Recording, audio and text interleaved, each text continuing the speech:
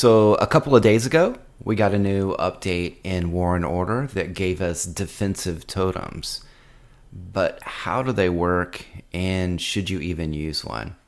And if you do use one, which one should you use? Hey guys, this is Heretic, and in this video I'm going to go over defensive totems in detail. So let's take a look at what's actually in the update mail that we got first, and then we'll jump into the Oracle Square and take a look at it in detail. So number one, Lords can set one totem as the defensive totem for the castle. It can only set one totem as a defensive. Well, okay, it just repeated itself. But yeah, you can just set one of your totems as the defensive totem to use going forward. The totem that's set for the defense can't go marching with the troops. It's only to protect your castle, not to defend someone else's castle, not to defend a tower. It's only for your castle. After you remove the defensive totem, it will enter the marching cooldown. So it can't go marching during the marching cooldown. We'll have to see what that is. After the castle is under attack and the battle starts, you can't switch a totem to defensive totem while the battle's going on and, try to work, some kind of a weird thing with your tech and try to double up. So once the battle begins, you can't switch it. And number 5, totems marching with troops can't be set as a defense totem. You have to wait until that totem returns. So if you send a march out and it has to go 10 minutes away and you're getting attacked and you need to hurry up and set a defense totem, you're not probably going to be able to unless you can get your troops home real quick and then put that totem as your defense. So it's just trying to show you the ways that you're not going to be able to kind of trick the system here. So once you set the defense totem, you need to have a pretty solid plan there. All right, now let's go ahead and jump on over to the Oracle Square and take a look at what this all is. So now if you click Oracle Square, you see Totem, Oracle Quest, and now you have a new thing, Defense Totem. But we're going to skip that for a second. We're going to go into Totem. So if you look here at the actual Totem skill, and you look over here, it says marching effect, and then it shows you, what it can do. All right, if you click, you can click there to read all of it at once and not have to scroll. But if you click here where it says marching effect, it'll switch over to defensive effect here. And so when defending, it launches an Earth's Rage against the enemy troops every 9 seconds, respectively, equal to the total battle power of my lord's current troops, up to 8 million times 0.5 to all enemy troops every 0.5. They've done studies, 60% of the time it works every time. That doesn't make sense. And then at skill 11 you get more. Let's compare that over. So that's 0.5 times up to 8 million. So let's see what we have on the marching effect. It's the same.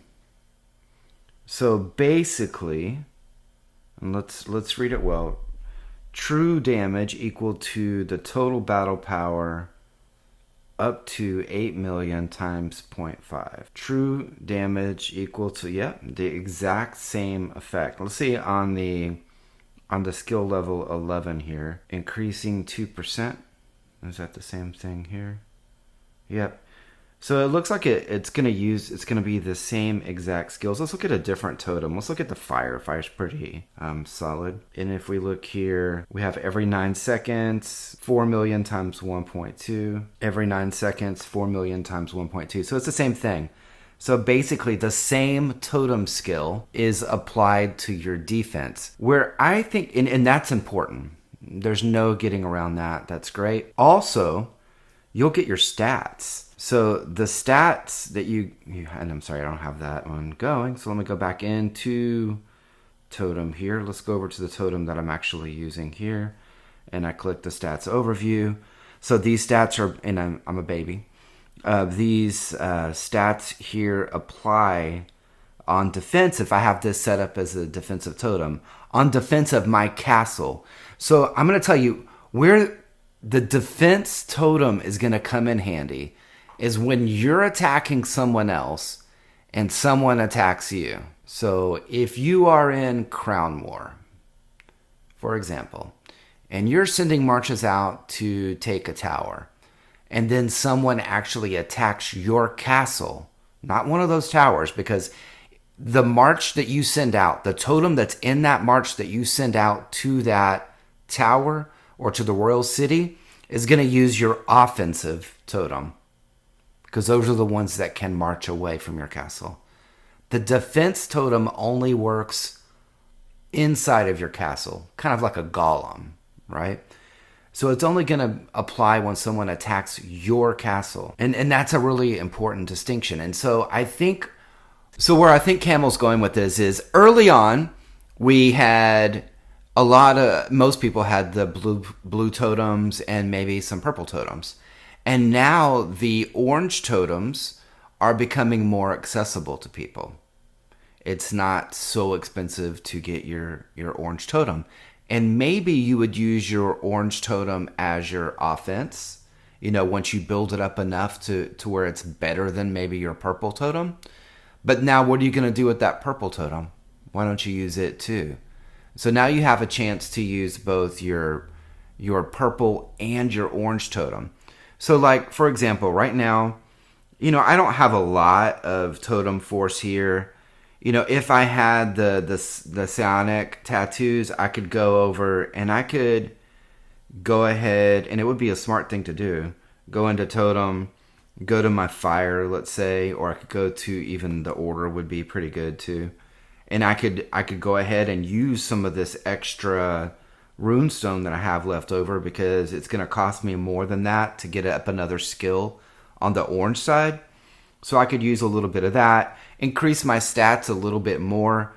And if I had the tattoos to actually make this, to awaken it, then it would be a smart thing. Because when I'm sending out, like in Crown War and Void and Frenzy, when you're attacking, even you do an SOS.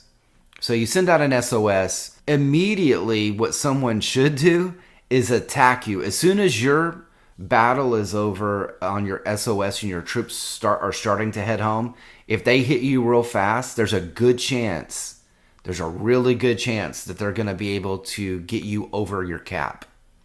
Because now when you went on your SOS, especially if you didn't win that SOS, most of your troops are going to be in the hospital. So if someone attacks you at that moment, then you'll go over the cap and you'll have true losses. So that's a strategy that a lot of people use. Well, if you had a defensive totem, that would help you in that case. And, even if you sped your troops home, your offensive marching totem wouldn't apply to your castle. So it wouldn't matter at that point. And you wouldn't have the same stats as you would have when you were sending out a march on attack. I can see a lot of people, especially if you've been playing since the totems first came out, you would have a lot of material potentially stored up that now especially if now you've moved to the orange from the purple to the orange, you would have all of those purple tattoos just sitting there doing nothing. This is a way for you to use them and at least get a little bit more help on defense. And I think it's a smart thing to use them, especially in that case. So which totem should you set for defense? You should set one for defense. And it's all going to depend. So if you have a lot of materials left over that are blue and you've moved on to purple, then it's probably a good idea to pick one of the two blues, and it's going to depend on where your weakness is. So if your weakness is your attack, you're going to go with the hunting, and if it's on your defense, then your front line, then the fertility is going to help you out as far as giving you some extra stats there for your front line. You can look at the skills here, so it's going to give you 2%, and as you raise it up, you get more of a percent stat increase there. So that would be good. And the same thing on the purples. It depends. If you need help with your front line, then the order totem's going to be the way to go. Every single one of these totems is good on offense and on defense. It depends on what you're attacking, and it depends on your troops and where your strengths are. So I like the darkness totem, the wrath. So I like the darkness totem. I don't use it a lot, but especially in the early game, or if you're attacking an opponent that has a big variety of different types of troops, and not a single type is the main one, and you're solo attacking, then the darkness totem is actually pretty good because it's going to attack 6 different troop types all at once. So yeah, it can come in handy, especially in the beginning of the game where people are just building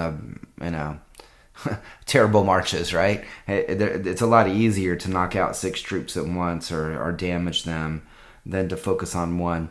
The fire is amazing because later on, when you're facing people with good marches, it's going to focus on that front line and knock that out so you can get to the back line and knock that. It's going to go one type of troop at a time. So it'll knock out the front line is where it's going to focus, and then it'll go to the back line later on. So it's actually really good, and it's really good in team attacks as well. And of course, the order, like I said, is really good when your front line might be your weakest part, because after 9 seconds, it's going to put up a shield that's going to protect your front line for a bit, give it a little bit more health, so it's going to help it. The same thing over here. The earth totem is the fire equivalent, but orange. It's gonna cost you more resources to build this one up, but in the end, the stats that it gives you and the effect, the skill that it has will be more damaging in the long run. And here on the Wrath, again, this is another great skill that attacks every one of your opponents at the same time. So it's a great one, especially early game, or if you're fighting against a team with a very large, wide variety of troop types. It can be very powerful. I haven't even used that one yet. I will be switching back and forth on the orange totems to just kind of try them out as we go. This is really going to be my first time to actually use an orange totem, and that's what I'm focusing on. Since it's a new realm, I'm just focusing orange, and I'll build it up slowly, and I don't mind. So as far as which totem you use, it just depends. But if you get anything out of this video, use defensive totems. Some time or another, it's going to come up, and it's going to save you. It's going to help you in an attack. All right, so let's go ahead and set the defense totem. So if you go in, you click the Oracle Square, and you go to defense totem. Not really apparent what you should do, except you have this plus. Always click the plus. All right, so you can go ahead and select one of these for your defend castle. Click that. After confirming, the fire totem will immediately enter the castle to defend it and join battles when under attack. Continue? Yes. So now go back again and you'll see what we were just looking at. All right, so it'll give you what it's actually, what it can do. So once you do set one of your totems as a defense totem, you have to wait. So if I remove it as a defense totem and then I want to use it in my marches, I actually have to wait a full day before I can use it on offense. So I'm glad I didn't go in and set my main totem as my defense totem. So if you're playing around and looking at what you want to do, don't set your main totem or locked out of your main marches. So what do you guys think? Has anyone actually seen this used?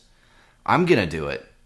I'm going to use it. I'm going to set up a purple totem as my defense totem and try it out. At least have that backup as an extra defense when I'm attacked. All right, so tell me what you think about defense totems in the comments for this video. And don't forget to like the video, subscribe if you haven't already, and most importantly, share the video and the channel with your friends. All right, take care.